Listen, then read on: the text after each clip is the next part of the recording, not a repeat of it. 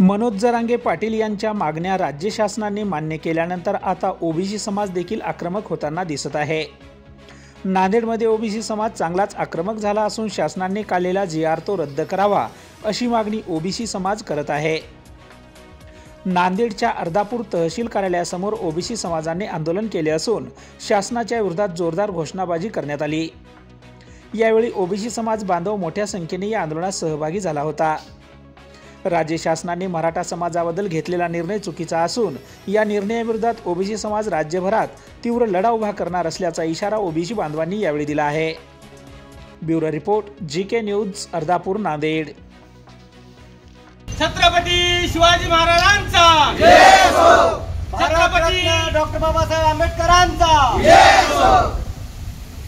आरक्षणाचे जनक छत्रपती राजश्री शाहू महाराजांचा जय हो। विश्वरत्न डॉक्टर बाबासाहेब आंबेडकर असं त्यांनी लिहून द्यावे अशी एक विनंती आमची। आणि त्याच्या पलीकडे आपल्या तालुक्यातून काही नोंदी झाल्या त्याचा आपण खुलासा करावा, एखाद्या बोर्डवर लावा, म्हणजे आपले किती कुणबी प्रमाणपत्र सापडले काय सापडलेत का आपल्याला?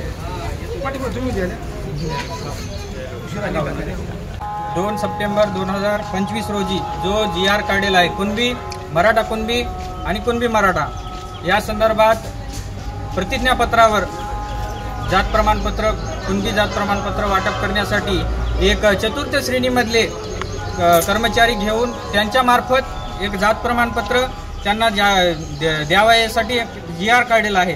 त्या GRला आमचा पूर्णपणे विरोध आहे आणि मराठा समाजाला न्याय मिळाला पाहिजे, त्यांना आरक्षण मिळालं पाहिजे। शैक्षणिक दृष्ट्या त्यांना आरक्षण दिलेलं आहे, 10% SCBC मधून दिलेलं आहे, EWS मधून पण दिलेलं आहे, परंतु मूळ ओबीसीवर या आरक्षणाचा परिणाम होतो आणि मूळ ओबीसीला न्याय कुठे मिळणार या संदर्भात आम्हाला संभ्रम निर्माण झालेला आहे। त्या संदर्भात त्या